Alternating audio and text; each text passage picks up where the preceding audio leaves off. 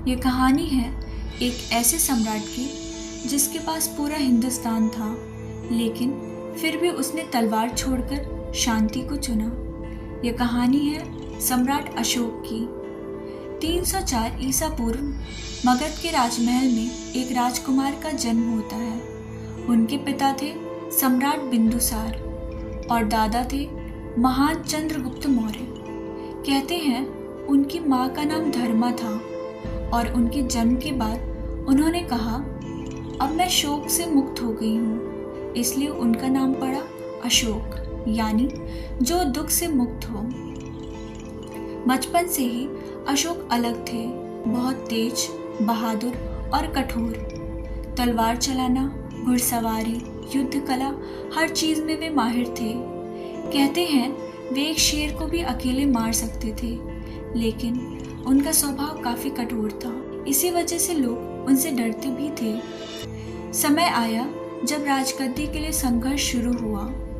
बिंदुसार के बाद कौन बनेगा सम्राट?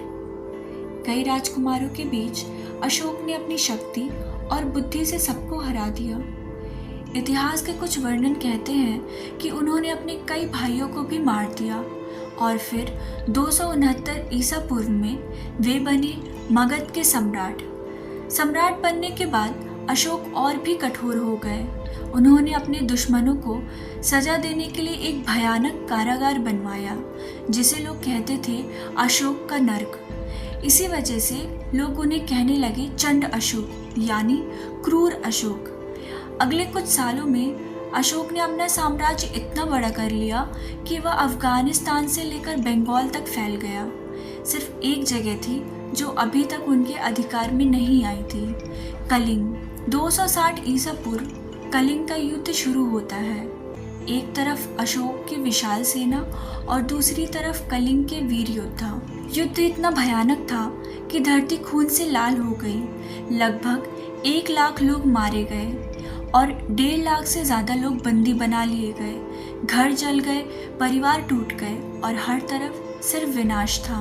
युद्ध के बाद जब अशोक ने मैदान देखा, चारों तरफ लाशें थी, लोग रो रहे थे, बच्चे अनाथ हो चुके थे।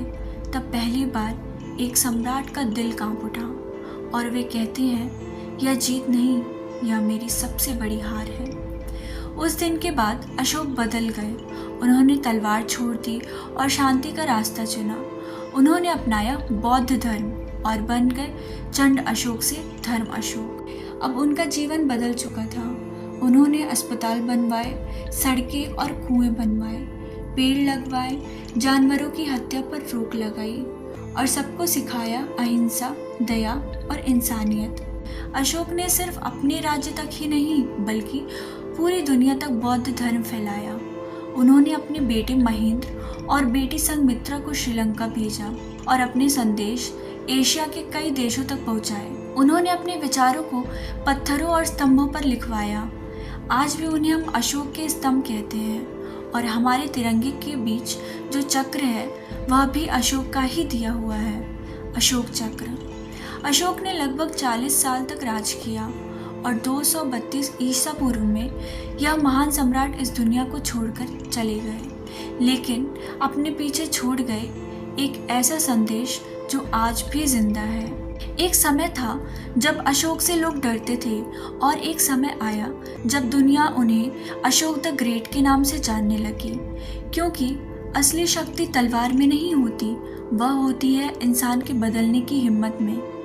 यह थी कहानी सम्राट अशोक की, एक योद्धा जो बन गया शांति का प्रतीक।